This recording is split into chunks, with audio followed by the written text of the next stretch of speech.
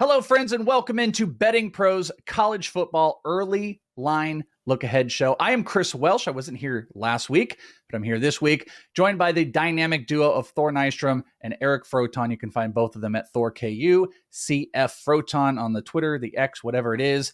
Holy hell, what a week in week one of a full slate of college football action. We are going to be looking at the early lines of everything you need to know for week two. So make sure you're strapped in and you're going. Gentlemen, how about Colorado and a plus 650 money line that you could have laid down? It was a crazy week in week one with lines to insane money lines.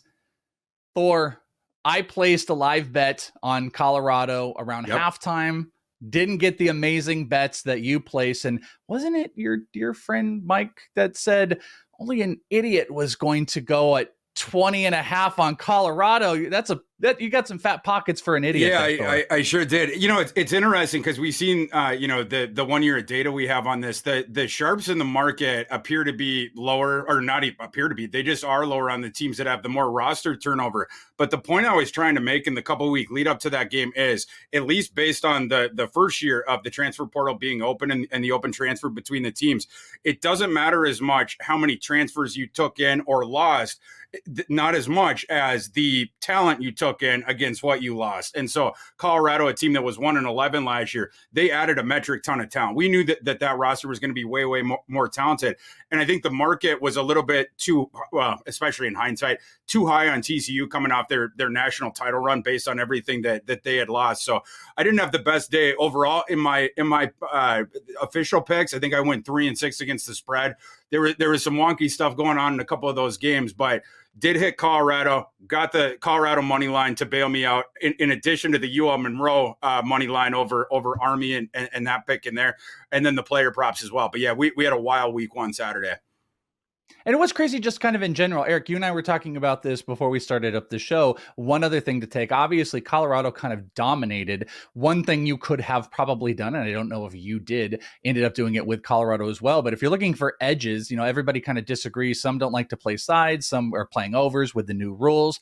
But then there are also actual player props. And that was probably an advantage that week one gave to you. And I imagine Colorado, Eric, had a few of those advantages in the player prop market as well.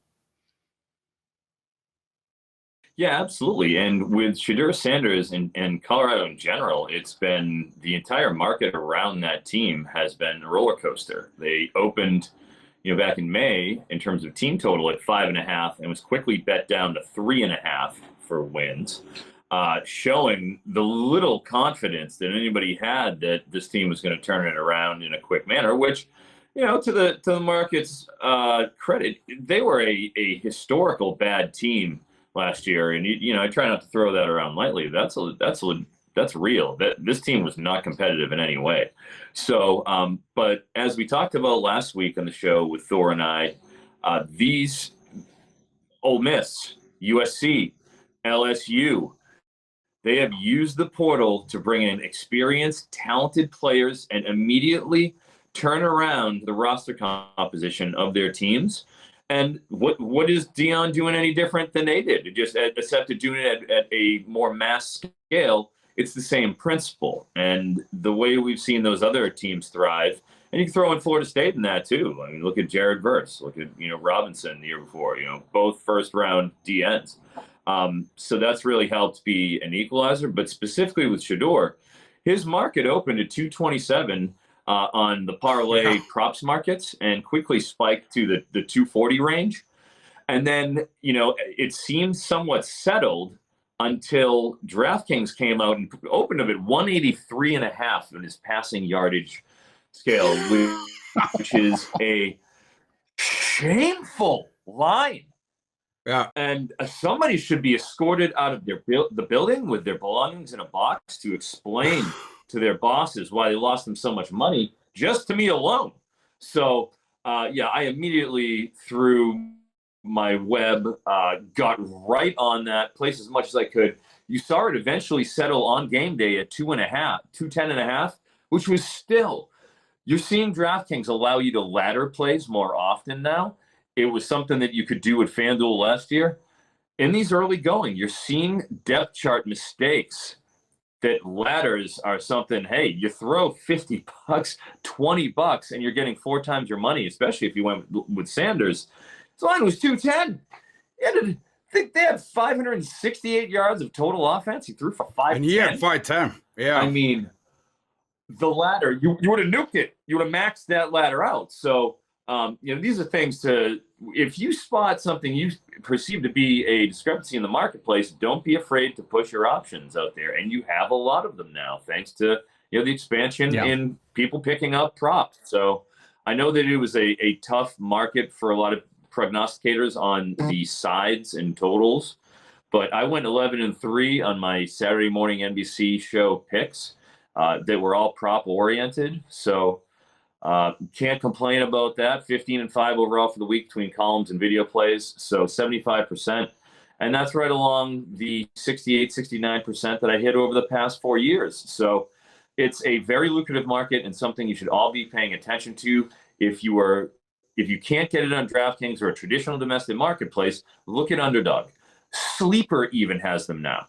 All right, you have Prize Picks, which really was first and has an established business model. You can get these parlay markets in a lot more states that open things up and open yourself up to more profitability in your gambling. Yeah, there's a lot of fluid. Be fluid in the first couple weeks because there's craziness, whether it is sides, overs, adjusting to new rules, the clock not stopping. We might talk about some of this in here, but we're going to put week 1 behind us, and we're taking a look at week 2. This is the look ahead early lines, and you want to talk about maybe someone need to be escorted out. That might be in play for the first game we're going to talk about, which of course we're going to talk about Colorado, because Colorado had some crazy swings. Also, the early line going into this game for this coming week, because that line, even into the end of that game, that TCU game where Colorado upset TCU, that line had made a big move, but some places didn't make that move. There was still some big plus money out there on Colorado when that game ended, but we are now sitting between a 2.5 to 3 point favorite Colorado for this week going up against Nebraska. So Thor, let's start with you about the matchup that everybody is going to be locked into, and probably maybe the biggest swing from, Saturday morning to Saturday afternoon as far as spreads go, as we are looking at the early line, was this Colorado-Nebraska game. Speaking of people getting fired, so yesterday, you're mentioning it was only one book where they forgot to pull down the week 2 line, but it's, this is another data point in support of have a bunch of outs as far as your books go, and don't fall asleep at the wheel on Saturdays, because sometimes these books make mistakes, and we got to pay them 10% for every bet anyway. So I'm not apologizing if they lay it or, keep a mistake line out there. Don't pull something back. That Nebraska was, at my bookie, was minus 9.5, and Colorado, you get 9.5, and the money line was plus 290, I believe. That thing was not only active during the entire Colorado TCU game. I couldn't believe it. I just kept betting. Like I just couldn't stop betting the same things over and over again. They had the alternate lines where you could get juiced odds of bringing it down to Colorado plus 6.5 or down to plus 3.5. And then after the game, they still hadn't pulled it down. So that's when I finally put out the bat signal to my Twitter, my ex followers or whatever, and was like, everyone go in and hit this thing. Within 10 minutes, they had taken it down. That's what, when everyone swarmed in. But, again, pay attention to your books and the lines and stuff while these games are going. Obviously, Colorado comes out. They're going to be the biggest jumper in terms of power rankings this week. We'll talk about the other one in a bit here. But that line was way, way off. I knew that Colorado was going to open as a favorite once it came back out again. When DraftKings put it out last night again, reopened at, they had taken it down. They reopened at Colorado minus 2.5 in this game. FanDuel had 1.5. A lot of the other books were somewhere between that 1.5, 2.5. As we sit here now recording this line has gotten to Colorado minus 3. I would suggest to people out there, this line is not done moving yet. It's not. My adjusted line on this game is Colorado minus 5.4. I still think there's value at 3. And yesterday afternoon, you could have gotten it plus 9.5 the other way. But even where the line is right now, that's when I would suggest to people hit that one early. I was at the Nebraska-Minnesota game on Thursday. I was in the building. I had to see, I live in Minneapolis. I had to see Matt Rule's debut. Nebraska is going to have a decent defense this year. They have good defensive coaches. They have a couple playmakers on that side of the ball. The issue for Nebraska is they can't pass. And we knew that was going to be a problem the second they offered a scholarship to Jeff Sims and told Casey Thompson to hit the road. I think I might have preferred Casey Thompson there. Jeff Sims certainly is a better athlete, a very sleek. I mean, he's a big, lanky kid, and he can move, but he can't throw. He never has been able to at Georgia Tech. That was always the bugaboo. It has not changed. He is all over the place. He doesn't have a good arm. And then also the accuracy is literally all over the place. So Nebraska's going to have to cobble together the run game between Sims's legs. That's the thing he's valuable at. And, the couple of sort of backs they use, but they're not going to be able to pass. In this game, Colorado are going to do what they did in the last game. And by the way, what Sean Lewis had been doing his entire career, Sean Lewis, the offensive coordinator there, came over from Kent State. He was a disciple of Dino Babers. Dino Babers, his mentor in terms of football, was the Bryleses. So it's that same system we've seen back in the day at Baylor where you spread the field and then you go, sprinting back to the line. I was super impressed with how cohesive Colorado's offense was in that system. An enormous change from the watching paint dry on a wall, Carl Durrell offensive system we've seen these last couple of years. How cohesive the Buffaloes were right from the jump in that hyper-tempo system. Hand the ball back to the ref. Everybody sprints up to the line. Now we all look back in unison to the coach who's given us the play call from the sideline. Colorado was humming, and it is going to be extremely difficult for Nebraska to stay in this game once Colorado starts putting up the points, because you ain't holding them off the scoreboard. So, one thing I'm curious about, Froton, is there is something to seeing a huge line from plus money to minus money that can just give people like a shiver, and knowing that had they paid attention on Saturday morning, they could have got, plus 9.5. I saw it at halftime, plus 9.5 against Nebraska. And then going to a field goal favorite against Nebraska might just feel like, oh, what can I do with this? Do you feel like Thor's saying that there is still room to grow on this and are comfortable with that 2.5, 3 line with Colorado after seeing them this week? Well, yeah, I mean, and you mentioned the money line. It was plus 320 at it's Zenith. At one point, I think it was a week before the game or so, on the 17th of August. Now at minus 122 for Colorado. Not high enough. Quite a stark turnover. Not high enough. It's still, like you said, a great deal. And as Thor alluded to, Jeff Sims at Georgia Tech, it was the same thing. You watched him, and he is a dynamic, like literally. You see with his height and the way he's distributed, the way he runs, Lamar-esque. Like, he has that ability to run where he is dynamic. He does not have Lamar's ability to throw, however, and that was evident. They only threw 19 He doesn't have passes. Drew Pine's ability to throw. 66. Right. They had a 66% run rate. Okay, they were playing slow as molasses. This was not the Scott Frost. Let's try to be up tempo. Let's be spread. Let's be cute. No. This is back to its roots. Matt Rule, lunch pail, 3 yards in a cloud of dust, Nebraska football. Frankly, and to that being said, every time they had to do that because they only threw the ball 19 times. 3 of them ended up in Minnesota's arms. Okay, 3 of them were interceptions. 4 Tyler Nubin got 2 of them. Total. Tyler Nubin, who should be in the NFL right now, but Tyler Nubin, and one of them was unreal too. That diving one where he's ranging over. Oh my gosh! Oh wow! The instincts, it was amazing. Yeah, but they lost Terrell Smith to the NFL draft. Their top corner didn't matter. Like, they were still Nebraska still petrified to throw against them. But then you look at Colorado. Right, 400-yard receivers, three wide receivers, and a freshman running back in Dylan Edwards. On the other side, they ripped off 81 plays. 81. Humming. 42% were run plays, as opposed to the 66% of Nebraska. So what I'm getting at here is something you talked about in the open, Welsh. Despite the fact that we saw Colorado go nuclear, all right, 45-42. I mean, does it get any bigger than an 87 burger? You know what I mean? In terms of the over-under, it was settled at 60.5 on the total afterwards, and where it sits now is 58.5. It's actually dropped by 2 points because of the molasses like snail pace that we're seeing from Nebraska.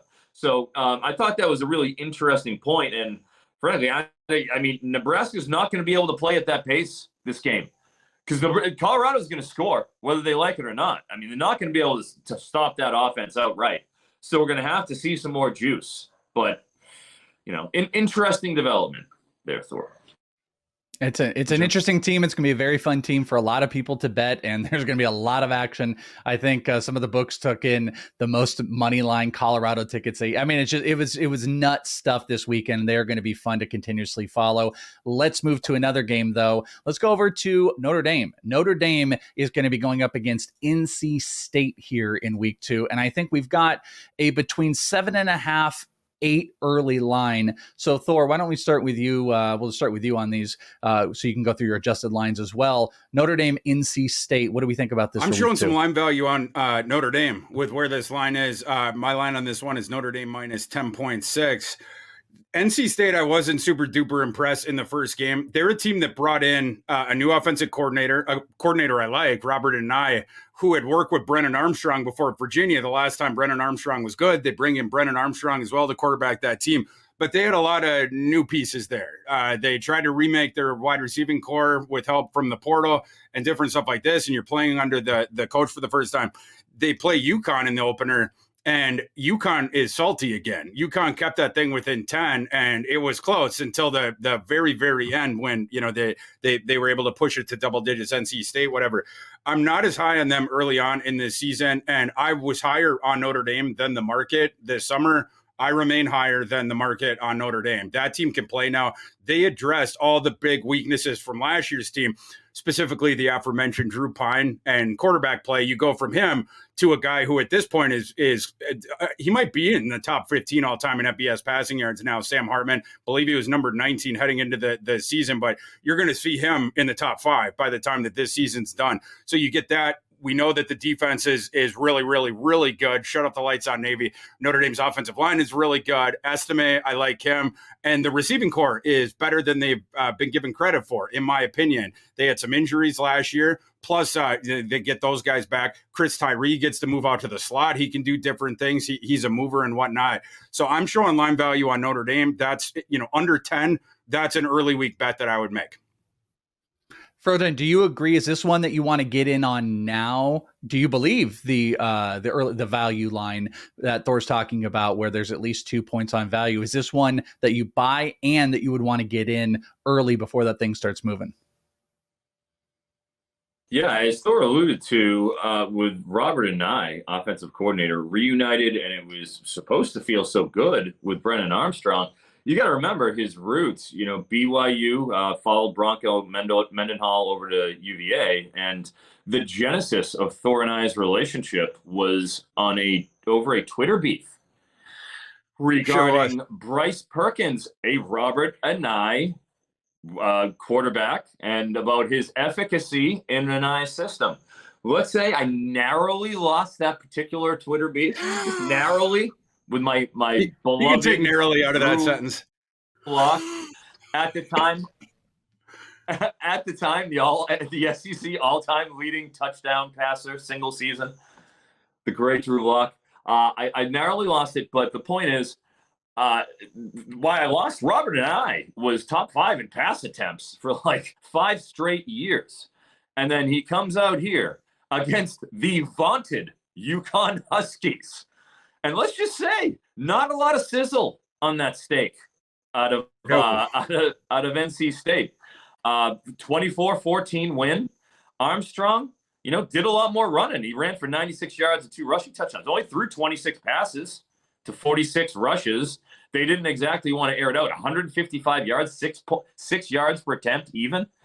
Like, this is isn't the UVA Dontavian Wicks, Billy Kemp, Keaton Thompson. This isn't what I was expecting out there. 155 yards? Dude, his over-under was 255. That was a very troubling showing for me. And that's for a team that last year, as we know, once Devin Leary went down, they had trouble with a talented four-star in MJ Morris. Tim Beck got the blame now at Coastal Carolina. But, hey, I mean, no receiver eclipsed 36 yards, and that was a true freshman in Kevin Concepcion. Like this is a team I have concerns about, and I understand where Thor's going, and I wholeheartedly agree. The Betting Pros Pick Tracker, my friends, is something you need to pick up today. Download the free Betting Pros app on iOS or Android, because I did this weekend, and I've been doing it for quite a while, doing it in some other sports, but you can follow experts like Thor. I did this with Thor, top-rated bettors and bettors that are on hot streaks, and you can get notifications when new bets are placed. Had you been on there and following Thor, you would have seen that plus 20.5 on Colorado for quite some time. You can also customize your notifications by sport, so you only receive alerts from bets that interest you. You can even limit the alerts you get to historically ROI positive markets for that bettor that you follow. I do a lot. So college football might not be for mine unless I'm doing all my bets with Thor, but you can follow only ROI positive. Take advantage of these features and more. Download the Betting Pros app by visiting bettingpros.com/apps or search Betting Pros in the App Store. Also allow you to get in on our college football contest at bettingpros.com/college, where we're going to have monthly giveaways and a season-long prize for our overall winner users. You can join the group, and their NCAA college picks will be counted towards this, and we're going to be using this on ROI only, so they can make a range of different college football picks. So go and check it out today, the fantasy football contest at bettingpros.com/college. Easy stuff. Go make some money, go do some stuff, have fun. Let's talk about one more of the early Saturday games. And Froton, we'll start with you. At least going into the week, number 14, Utah going up against Baylor. So what say you, Froton? What side, what advantage? What do you think this line is going to look like, Utah-Baylor? I just think we're going to get a movement here. I don't think there's any way around it. I'm seeing 5.5. You can check me on that. As far as where it's fluctuating at time of press. Baylor, even though it's in Waco, lost their QB. Blake Bateman is headed for an MRI. The starter started all year. You have Kyron Drones coming in. So now, that advantage they had in potential experience over Cam Rising is now nullified, where you saw that Barnes-Johnson combo, this past week against Florida and used it to, frankly, devastating effect. I don't think we get Cam Rising, and the reason is pretty clear. They just played Florida, obviously couldn't make that game, but now you're a week and a half later, because it was a Thursday night at Baylor. I think he's probably out for that, because week 3 they play Weber State. Now, no disrespect to Weber State. I'm a big fan of the Fab Five. I'm a big Chris Webber guy, as everybody knows.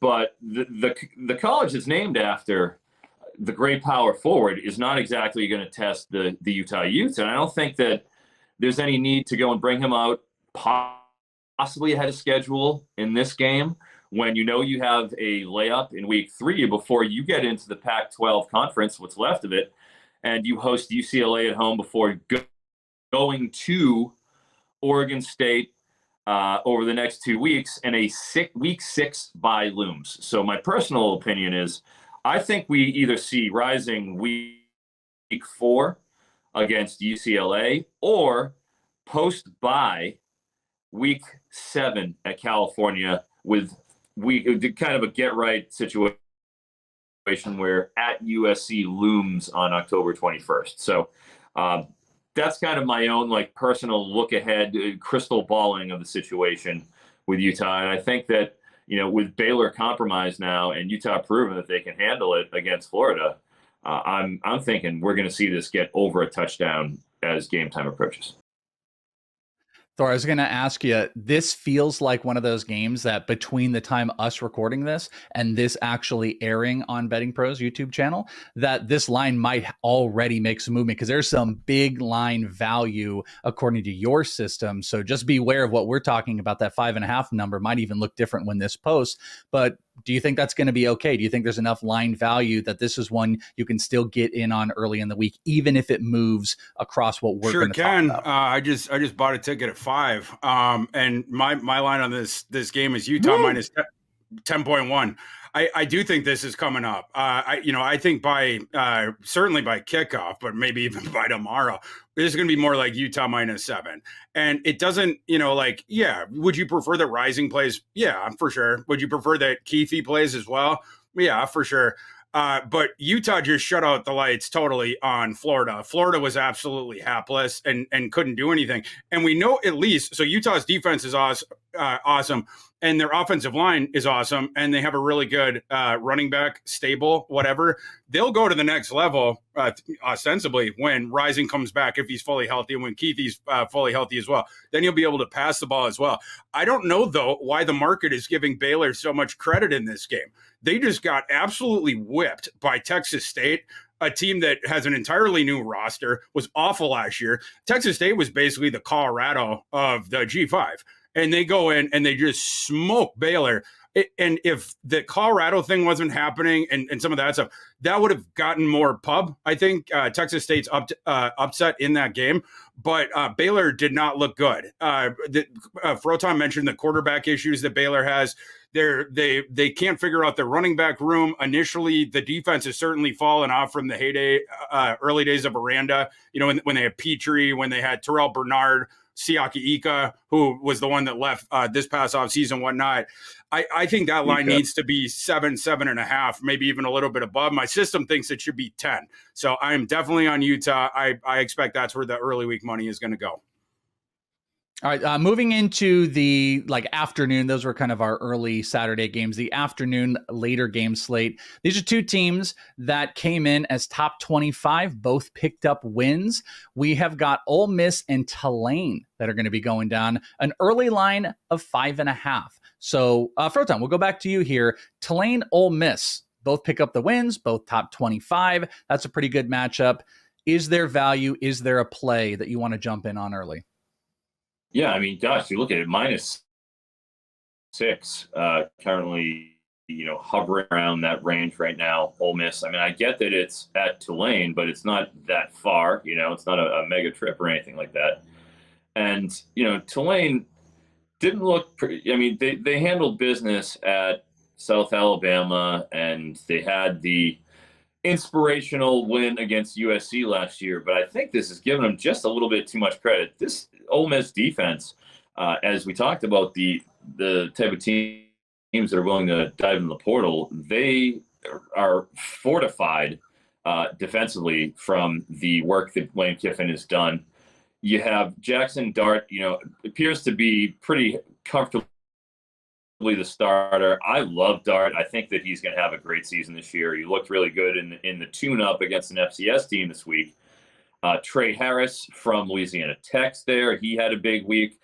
Zachariah Franklin at some point will be healthy enough to contribute. You got Judkins. And you have a very experienced offensive line that, could be a Joe Moore Award contender. So everything with Ole Miss, I'm a little more bullish, I think, than most on the team.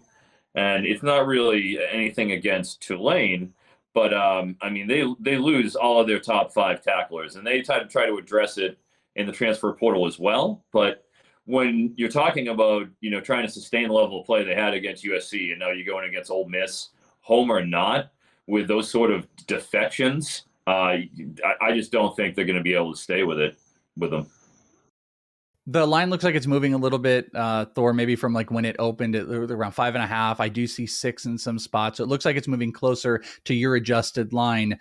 Is this going to be one that you have to get in on early to bet it? Or is this team good enough? Ole Miss is one that you're going to jump in, or are you going to play Tulane? I shouldn't even, I know the adjusted line is in favor here, but yeah, what say you should jump in early if you want to get this beneath 7. My line is Ole Miss minus 6.9. I think we're going to settle this around 7. The only trepidation from the Ole Miss side heading to Tulane in this one is Willie Fritz has been awesome against the spread at home ever since he took over at Tulane, one of the top 3 coaches during that span against the spread winning percentage. But they are coming off that really big win over South Alabama. This game, not as important to the Tulane cause. I don't know if they sell out for this one. They want to win the AAC again. Whereas Ole Miss, they have potentially higher aspirations. I mean, we'll end up seeing on that. Ole Miss, we didn't get to see a ton of stuff from them last week because they were playing the FCS team. And they just whipped them. They let Judkins do his couple runs, and Dart could not miss early on. Dart, his game appears to have jumped up over the offseason. Spencer Sanders went there. We all thought he was going to start. But Dart, the reports of his improvement came fast and furious since the spring. If he has made that jump back up, and remember, he was a former ballyhooed recruit, went to USC. USC was just going to roll that forward with him. Obviously, things changed when you went to Lincoln Riley. They bring in Caleb Williams, whatever. But if he's ready to, for his potential to flower out here and to hit that potential, this team goes to a different level. I think the objectively fair line in this game is Ole Miss minus 7. So yeah, I think that's one you bet early in the week if it's beneath that for sure. Going into week 1, Iowa was top 25. They picked up a win, and we've got an Iowa rivalry game. Iowa going into Iowa State. Iowa is a 4-point favorite early on, might even be adjusting a little bit. So Thor, let's go right back to you. My question would be this. Is there a lean in a spot that you would want to jump in on this game? Because this game will probably have some eyes, but I don't know if there are any early advantages. So what say you about Iowa? Not at 4. Iowa State, they had all the problems over the offseason. A lot of guys suspended for the gambling thing as that sort of thing works itself out. Iowa had a couple as well. They didn't lose nearly as much as Iowa State did as far as like the production, the starting lineup, whatnot. But these games are always played close. Take it from someone that went to Iowa City for graduate school and has been to this game both in Iowa City and in Ames. It always plays close. Any Iowa or Iowa State fan would tell you that. It's sort of one of, you toss out the cliche of like throw out the records during a rivalry game. Usually that takes it a little far, but with this game, it always just plays close, whatnot. Plus my line on this one right now is Iowa minus 2.5. Iowa's offense as well didn't look as good as we were hoping for in the opener against Utah State. Utah State, a team that I think is going to be awful this year. They kept it within 10 points of Iowa. Iowa goes and scores 2 quick touchdowns with McNamara, but then you started to see some of the issues that we've seen in the past crop up. We had drop balls from the receiving core. The receiving core is quite bad. McNamara was banged up. He was able to play, so that's a data point in support of Iowa in this game. Should be playing in this one as well. But it just wasn't, the offense just didn't click as much after those first couple drives as we were hoping for. So this one, if the line is going to be 4 or even 3.5, I'm probably staying away from it. I wouldn't consider, I'm certainly not going to bet on Iowa State as an Iowa grab, but if it got back to 3 or toggle the 2.5, certainly, then I might fire on Iowa. But above that, I understand why the market's pushing it that way, but I feel like it's a little bit too much respect for the Hawkeyes. So Froton, I obviously ask you the same thing. Like, do you have any other specific leans? But I also ask you, is McNamara maybe a player prop play this week? Is there anything in play for him from a player prop market out of this game? Or do you have any strong lean on this game whatsoever? I see. Well, there weren't any lines on him last week, so we don't have a baseline because they played Utah State. They didn't really have anything on. Plus, he was questionable coming into the game, so sometimes they won't line guys if they're understandably compromised already. But I would think you have a pretty much prototypical under here. I mean, God, look at these two teams. Bowling shoe ugly for Iowa against Utah State, as Thor alluded to. But, with this particular contest against Iowa State, this opened at actually Iowa State favored by 1.5 back in May. That is now, as you mentioned, hit 4 in some places. That's a 5.5 point swing. It's pretty dramatic in terms of the open. And a lot of that has to, The suspensions have to do with the turmoil in the program. Hunter Deckers last year, a 4-star starting quarterback, he is gone. Jarrell Brock, 4-star running back starter, gone. There have been multiple linemen hit with suspensions. There'll probably be more. Just the overall chaos surrounding the program dropped their season line from 5.5 wins at plus 130 to the under to 5 wins, and now it's around minus 150 in a lot of places. They're begging you to not take the under. So this is a big game for them. But I mean, both these teams, Iowa 24-14 had 284 total yards. They rushed 36 times, 88 yards on 36 rushes against the Mountain West team. Utah State, would they win 4 games last year? Like, this is not a imposing team that they were dealing with. 88 yards, 2.5 yards a carry. McNamara was decent. He didn't turn the ball over, but 18 for 33, not exactly inspiring. And Iowa State, they're playing Northern Iowa. 250 total yards, given all the turnover in that program. Only ripped off 45 plays. 60% of them were runs, and they went 2 for 11 on third downs. I mean, I can't back Iowa State. I can't. There's no way. So I think people, even though Iowa was 1 point below the Ferentz line, the 25 points, as it's now known, in order to hit his bonus, I can't. I have to go with Iowa. I cannot bet on this Iowa State team considering where they are right now. I think the line continues to go up, away from Thor's 2.5. I think it probably gets to 5.5, frankly, given the direction it's going. We've got 2 more big games we're going to break down. Then we're going to get some potential line movers. And we've got the biggest game coming up here in a second. There's a tease, not to be dismissive, of course, of Washington State and Wisconsin, but you do have Washington State, Wisconsin. 4.5 looks like the early line of what we're seeing. Thor, talk to me about, I had a lot of chirping on early first quarter Wisconsin this week on the Twitter, but talk to me about this line. This is fair. This line is objectively fair. This thing should have been open in the Vegas dead zone, and that's exactly where it did. 4.5, whatever. My line on it is Wisconsin minus 5.4, but you're in the dead zone there. That point doesn't really matter. I don't know that I'll be playing this one. But even though my system shows just the slightest amount of value on Wisconsin, I was talking about the against the spread record of Willie Fritz.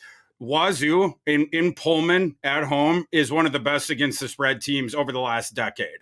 It is a very hard place to play. I've been out there on the Palouse. Very fun place to watch a game, but you're way out there.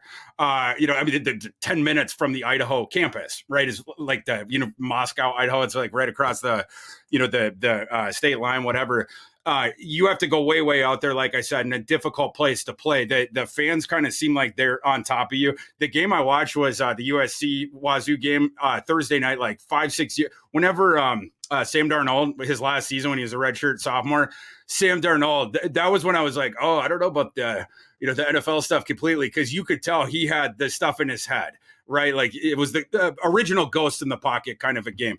This is a tough one for Wisconsin, who just had this enormous schematic shift, right? You go from the ground and pound system that they had for, I was going to say years, but it's more than that. It's decades. And now you go to Phil Longo's spread offense out of the shotgun, throwing downfield, different stuff like that. They still have the hammer back in Braylon Allen, but they're still sorting some of that stuff through, right? Like you've seen some of that against Buffalo. Like they're still working it out. It was an okay win that they had over Buffalo. Buffalo, not a great team, obviously. This is a different assignment now. You have to travel across the country, going the other way, out to the West Coast, out into the middle of nowhere, and play this Wazoo team who, hand in the sky on this one, I was too low on Washington State coming into the year, at least based on the week 1 returns.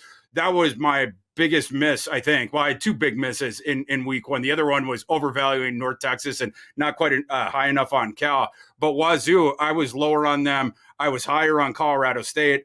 Wazoo had absolutely no problem wiping the floor with Colorado State. They had a lot of defensive turnover over the offseason. They lost the receiving core for Cam Ward. They lost both their coordinators. But again, at least as far as week one return goes, Wazoo looks better. This is a shot for them to potentially ambush a favored opponent coming in, Big Ten opponent. They're Wazoo's last year in the Pac-12. We don't know what's going to happen after that. I expect the fans to rally around them in this game. I'm leaning towards stay away, but if I had to bet one right now, gun to my head, I would be on the Wazoo side of that one. Yeah, interesting, Froton. Also, we saw like the insane offenses that came out of the Pac-12 this weekend. And then you also saw some of the, what was it? The Big Ten, the rushing kind of aspects of how college football has changed with the clock and, what overall over-unders are going to look like. I wonder if maybe there's not a lean on either Wisconsin or Wazoo here. Is there an over-under play that you would want to get down, especially this? I don't know if you're going to see overvalued stuff. The adjusted line, Thor, that you've got looks like 54.5.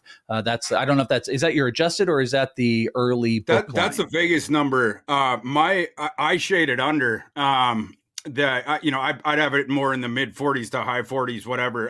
But I would be under on that. The thing though that you do have to keep in mind is Wazoo's offense did play better than we thought last week. You're gonna have to bake that in a little bit, and then Wisconsin, you have to throw out last year's data because you have the different guys on offense, but specifically the strategy on offense is totally different. But you have the running clock, right? And Wazoo, they kept the system where it's the short passes. They use the pass game like the run. They're not super duper aggressive downfield. Colorado State obviously could not tackle them in space.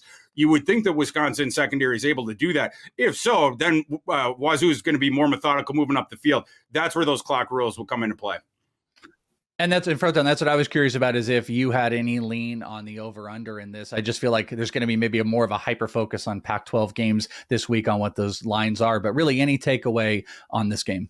Yeah, I mean, you got to remember, these two teams played last year in Camp Randall Stadium, and Wisconsin lost 17-14 in a game where they outgained Washington State 401 to 253 total yards. That is a absurd discrepancy in terms of that. And if you could put that in the Pythagorean win expectations, it's going to come out, a lot on Wisconsin's side. Now, I mean, they got 10 returning starters on offense, 8 on D, Fickleback, Longo in town. And then on the other side, you have Wazoo. Eric Morris, their offensive coordinator, goes out. In comes Ben Arbuckle from Western Kentucky off the Zach Kitley tree. He was his top lieutenant, during the Bailey Zappi, Mitch Tinsley, Jarrett Stern's nuclear 6,000 passing yard season of 2021 for Western Kentucky. Arbuckle was a big part of that. So he went and did the same thing last year. Now he moves over to Wazoo. And if you saw them against Colorado State, Cam Ward was dealing against Colorado State. I think, this is going to be the opposite of last year, where you had that 17-14 rock fight. You have two completely different systems that are facing off against each other. I think you're going to see Wisconsin, and they also left points on the board, Wisconsin. Skylar Bell dropped a 70-yard wide-open touchdown pass. I think you're going to see this game go over. I am again on the other side of Thor. Maybe Thor wants to buy me another helmet. Does he? Does he want it? Get the bets in, boys. All right, let's go to the final big game that we're going to take a look at. This is the one that's going to have all the eyes outside of Colorado. It's Texas, Alabama, both going in as top 12 teams. Texas came in 11th, Alabama 4. Alabama currently looks like, as we're seeing this, a 7.5 point favorite. Thor, this is going to be a big matchup. Our all dearly beloved Scott Bogman will be eyes glued to this game for his Longhorns. But is there a bet? Is there a lean?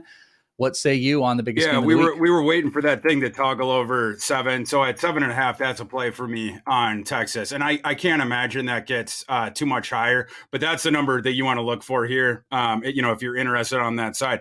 This thing, in week 1, obviously Alabama looked pretty good against Middle Tennessee, and Texas looked a bit more listless. But it seemed like Alabama was trying to be like, that we heard our critics over the summer and putting more into that game, I think, maybe than you would typically do against Middle Tennessee State. although that's Saban's prerogative. Saban has been awesome just slapping teams around in week one his entire time at Alabama against spread records. Very good. Middle Tennessee State, a team that made the bowl last year, made us a lot of money on Christmas night against San Diego State because they had a solid front seven last year. They were not as engaged with that game. Texas against Rice. Texas didn't look quite as good. They were sort of, pillow fighting with Rice initially. We got to see JT Daniels come out on Rice's 8 team he'd been on in college, whatnot. But I think Texas knew they were going to roll out the ball and win. Seems like they've been just preparing for Alabama the whole time. Texas probably would have beaten Alabama last year had Quinn Ewers not gotten injured. Everything was going their way up until when Quinn Ewers got injured. Obviously, that sort of changed the trajectory of that game. I think these two teams are closer qualitatively, certainly than the market does or what the perception is, whatnot.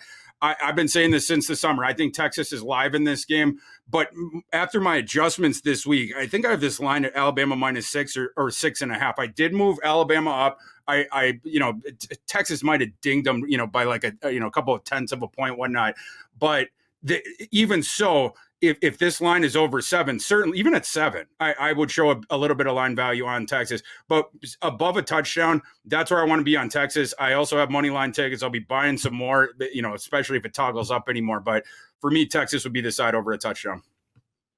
Froton, do you want to play Texas plus 7.5? And is there any player prop that you would be, giving people advice to be looking for very early on before it moves out of this game? Yeah, as far as the game total, 7.5. I'm interested. I want to believe, last year, 1.5 of pure magic out of Quinn Ewers, hurts his shoulder, it affects the rest of his season. Coming out looking ripped in all the photos from camp, and then he's dialed in, ready to contribute. So I am kind of on Texas. But what I want to talk about with this game is the total, all right? Because something very interesting happened heading into this week. Heading into week 1, the total had settled at 64.5.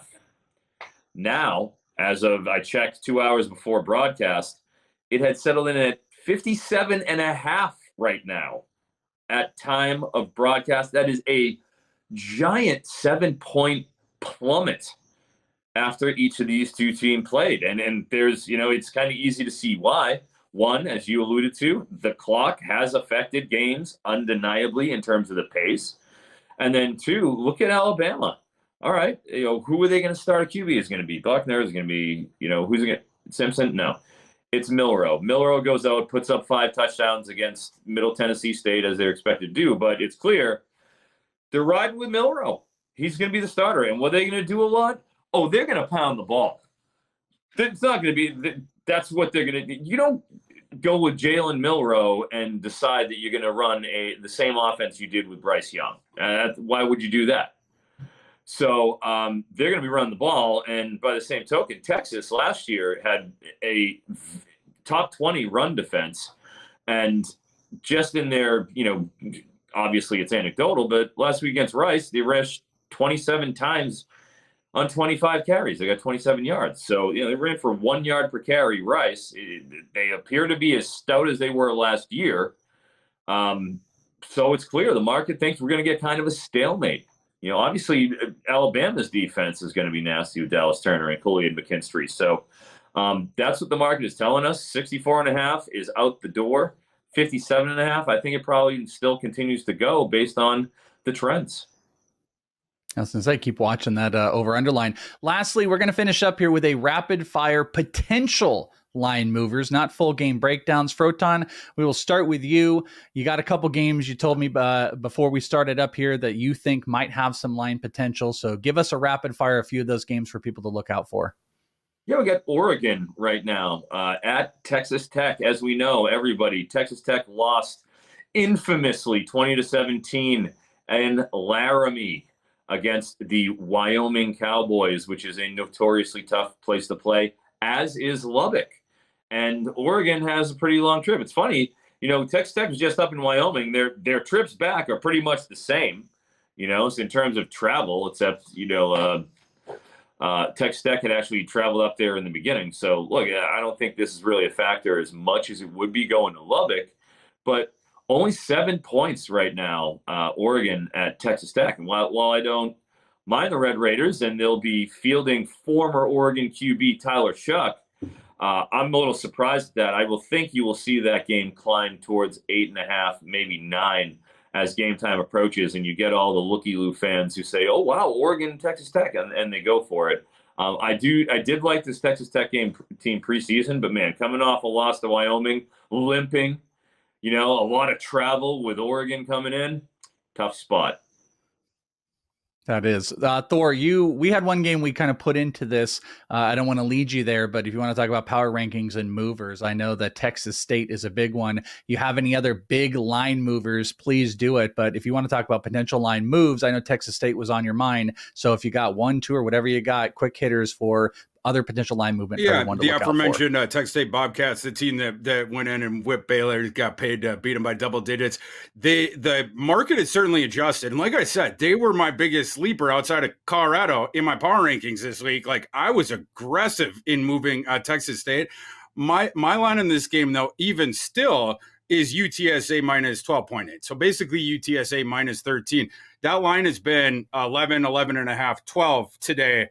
Because on the other side, UTSA, they went out in their first game and looked offensively listless against a Houston team that the entire Holgorsen era, the defense has been come and go, at best. And UTSA was having trouble moving the ball. And I think there's a supposition in the market, like it's like, Zachary Franklin left UTSA and they just struggle on offense against a team we didn't think was going to have a very good defense. There's more pessimism on that side, whereas everyone now sort of jumping in on Texas State. Now UTSA is going to have film on that, right? Like Baylor, they did not have film on Texas Tech. A lot of the players that were playing, but certainly not the system with those players, right? J.G. Kinney coming into Texas State, whatnot, runs a wildly different offense and a wildly more effective offense than Mr. Jake Spavital.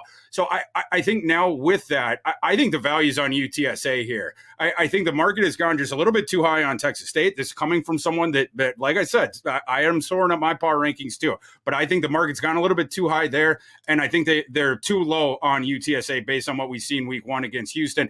UTSA cannot afford to lose this game after they sort of stubbed their toe against Houston. I think they're going to come out inspired in this one. This line should be closer to 13 or 14. I'll be on the Roadrunners in that one. It's a beautiful thing.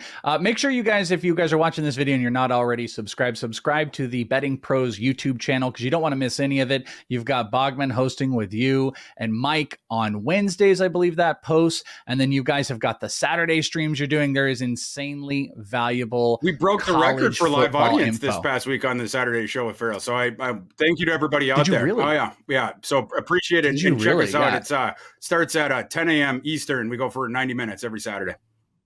That's a beautiful thing. And Mike, too, is like, hey, shut up, Welsh, about that Colorado thing, you idiot. So don't worry, Mike. I know. Your pockets are fat. Mine, I'm just sitting over here. Got to get boost Thor up a little bit. You can find these fine gentlemen on the Twitter X at ThorKU, CF Froton as well. You can find me at Is It The Welsh.